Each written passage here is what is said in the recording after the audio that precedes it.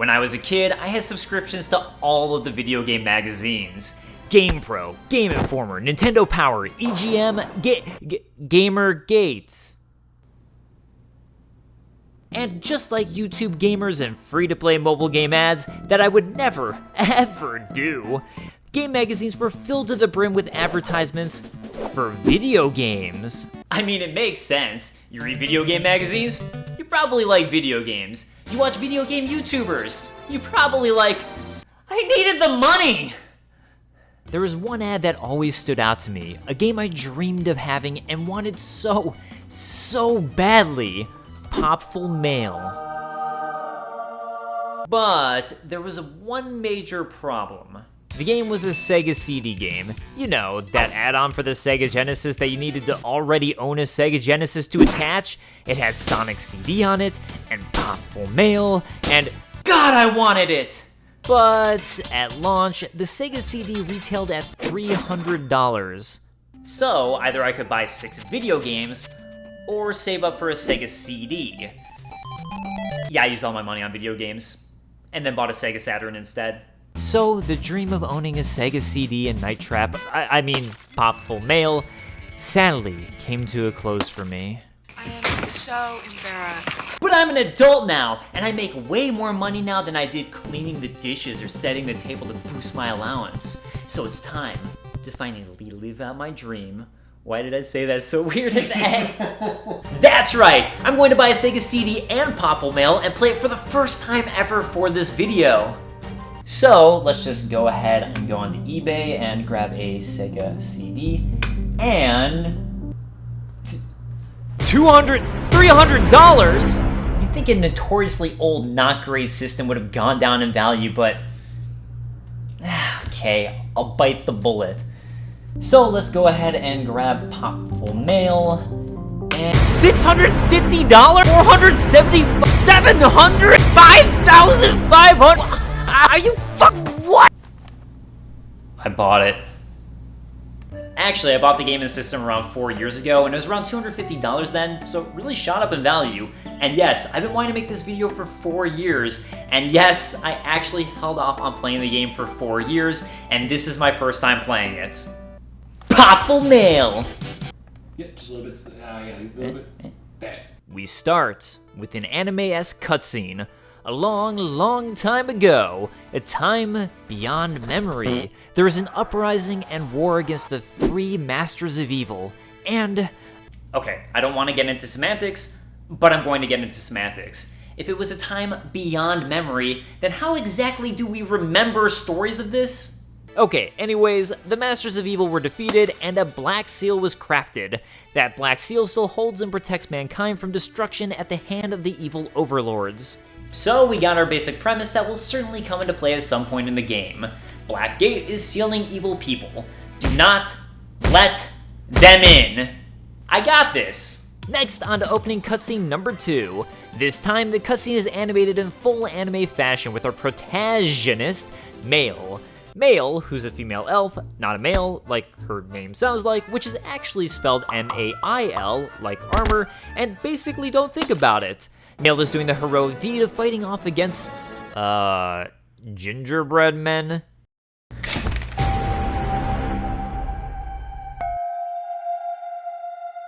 No. Oh god, no. Mail, as it turns out, is a bounty hunter, and after dealing with the... she reaches her bounty. I've got you now, Nutscracker! Hey, you are a real funny girl. You make me laugh. Stop! Hey, Bumba, you want my head? Oh, help for yourself. Get ready for a big surprise. So anyone else notice the fact that Nutscracker chopped off his own head and ran away? Defeated by Nutscracker, of all people. Robots? Italian stereotype robots? Mail heads into town and discovers a bounty for an uncommonly big reward. Sonic the Hedgehog. You're too slow.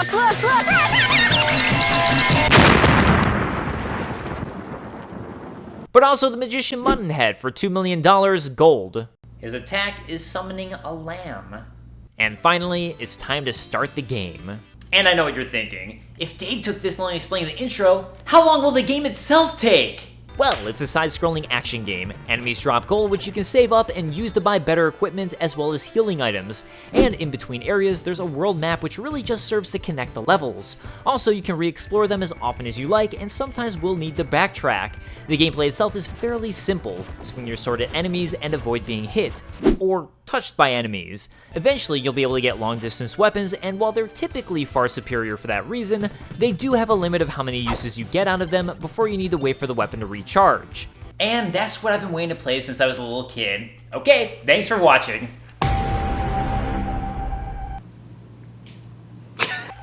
Actually, I have a lot more to say.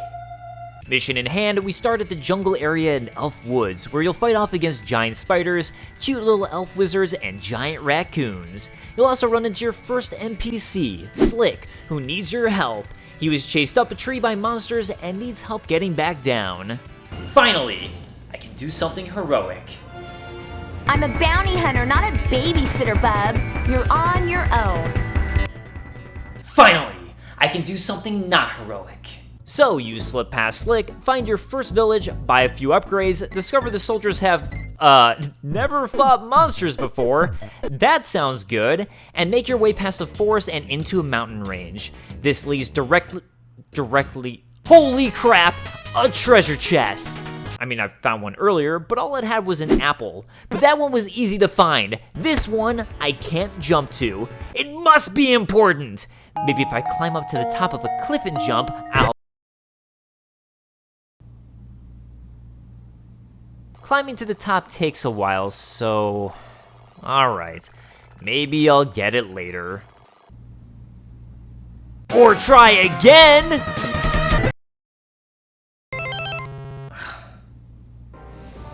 I need it.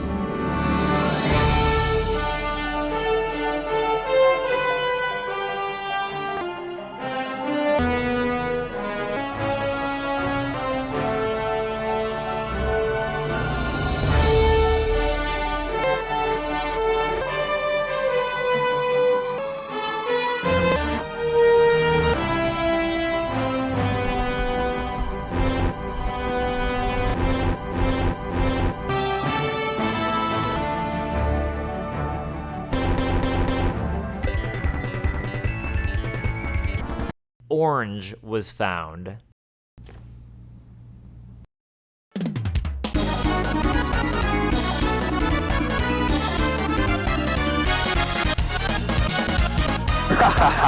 Ronaldinho success!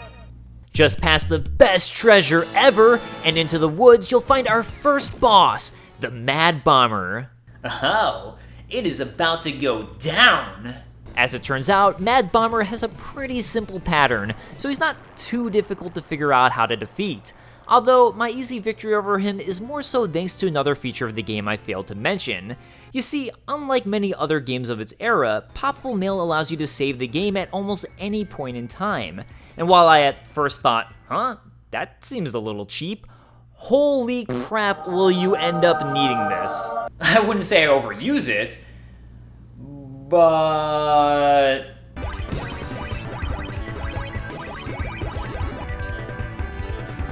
Continuing through Tree Sun, you'll fight off against Praying Mantis Brobots.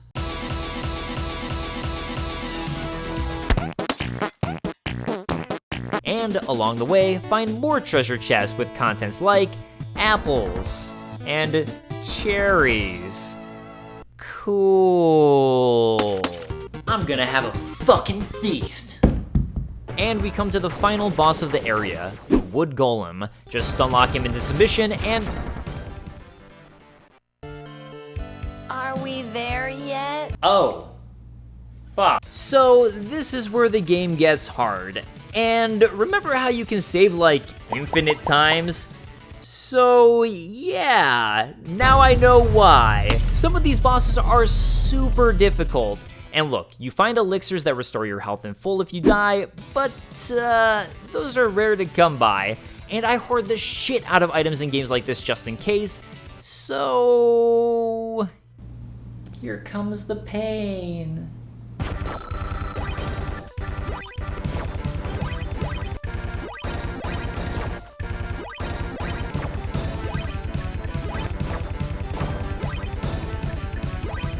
for finally defeating the wood golem, you'll find Muttonhead. 2 mil, here I come! So you find Tad in jail, one of the characters from the cover of the game. He informs you Muttonhead is probably teleported to the Wind Cave and offers to take you there, meaning he joins your party. And at this point, you can now switch which character you want to play as and can bounce back and forth at pretty much any point you want. Tad starts off with a long distance attack that's slightly more powerful than Mail's starting attack, while Mail moves quicker, so I decided to play as him for a while. The Wind Cave is fairly similar to Elf Woods, except for now you can swim! And by swim, I mean a hop in mid-water. All I'm saying is I surf all the time, and this is definitely not how water works. Or is it?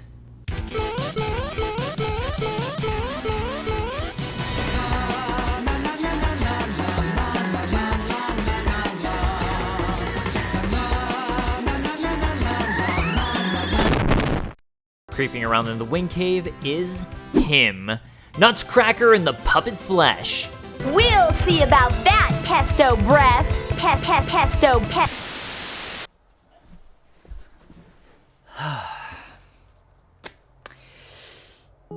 The thing is, sometimes I eat pesto too. And if someone called me pesto breath, I would just think I didn't brush my teeth.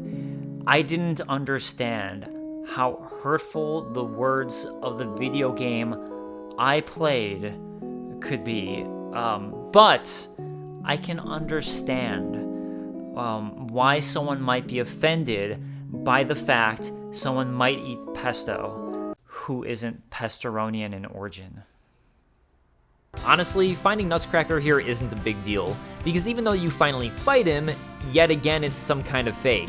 All this really does is slowly lead you to the real boss, Gratis, a thunder dragon who's not nearly as difficult as it sounds, especially for a game where some of the bosses are excruciatingly difficult, and a god joining your party in thanks. And at this point, you can quit using every other character in the game. Not only can God jump far higher than everyone else and reach ledges no one else can, but his attacks are far stronger than the others. It actually renders Mail generally useless in the game, which is a shame, because every cutscene shows dialogue of the character you're currently playing as, and she's definitely the most interesting one. Although, at least he's cuter. While this leads you to finally capturing Muttonhead, as you head back for that sweet reward, it turns out the town Bountyville has been burnt down, and this is when the real plot of the game finally comes into play. So, remember that black seal I mentioned at the start of the video and the evil overlords? Apparently Muttonhead had broken the seal, and now the overlord will be on his way to destroy everything, at some point or another. Mail and your ragtag crew suddenly decide to switch course and try to stop the overlord because, well, you're just that swell. Aww. So it's off to the mines to find a dwarf who can reactivate the seal. At the top of the mighty and lonely Zoth Shrine, where the chief dwarf resides, is a shop. Let's go get geared. What the? Listen, I don't want to question the logic of a random hot girl in a sexy bunny outfit having a random shop at the top of a mythical shrine, so I'm not going to. Here you meet the chief dwarf, but he's captured. Until you save him. He'll help you fix the Black Seal, but first you need to find 4 orbs, and to do so, head to Icicle, spelled I-C-Y-C-L-E, because misspelling things is just what you do in the fantasy genre. So, Icicle, here we come.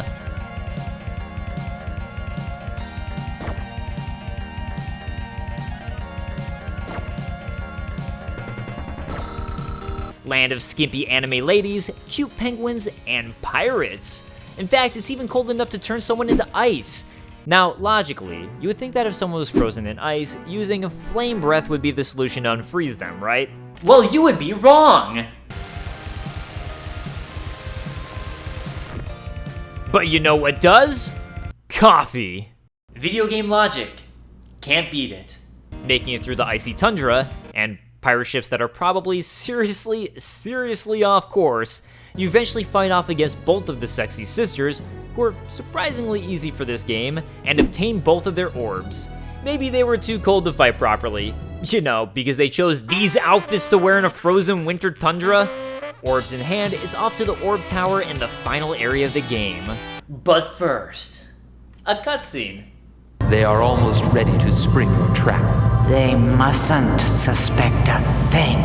If they knew that replacing the orbs would complete our return, they would resist. But if we replace the orbs, they will be destroyed, so we must rely on them. Oh snap! A twist! As it turns out, if we put the orbs back, it's actually going to allow the arrival of the Overlord rather than prevent it. Let me get this straight. The Overlord and his minions want us to replace the orbs so they can return to the world to wreak havoc. But he and his minions are actively trying to kill us to prevent us from returning the orbs, and letting their monsters and soldiers die to try and stop me from doing this thing that they want me to do. Excuse me? What? That is too dumb.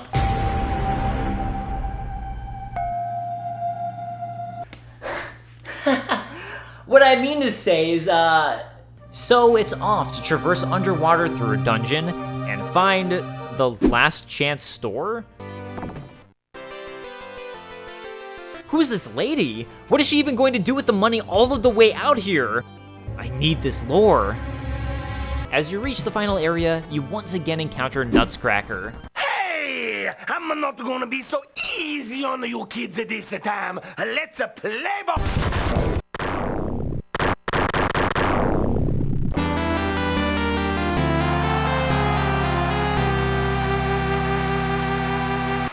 So, after replacing the final orb, you're immediately warped away to the land where the Overlord has been locked away. Oh. Shit. And with that, it's time to face off against the Masters of Evil. Your party members head off to fight them individually, and first up is Morgul, who you have to fight with Next up, Necros, who you'll have to take on as Tat. You won't stand a chance against me. My teacher was Muttonhead. Oh, that's embarrassing. Okay, hold on. So far, Morgul and Necros have been some of the easier bosses in the game. How in the world did this ragtag crew of losers defeat anybody? The Overlord, Olgar, on the other hand, actually does pose a challenge. Although, a large part of that is because you have to fight him in a room that slowly turns into a bed of spikes. So I mean, I'm not sure if he'd really even be that hard without the spikes. This wooden golem from the beginning of the game is more difficult than the entire lot of them. So, unsurprisingly, after that horrifying, terrible wooden golem fight, you're able to defeat the Overlord. The world is saved, and you return back to the Orb Tower where there just happens to be a treasure room making Mail rich. And that does it. A game I've been wanting to play since I was a kid finally conquered. Overall, the game is a slightly clunky action platformer with some fun scenes, charming graphics, and some decent music with a few standout tracks. It doesn't stand out as an action game I can particularly see myself replaying, but it was definitely a good bit of fun while I was playing it, and weirdly, I already feel nostalgic for it. So, was it worth the 25-year wait?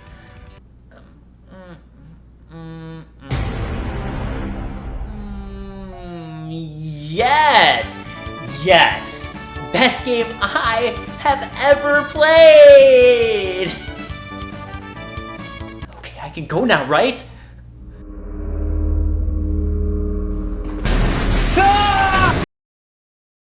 Thank you so much for watching this video, and especially thank you to everybody who helps contribute on Patreon.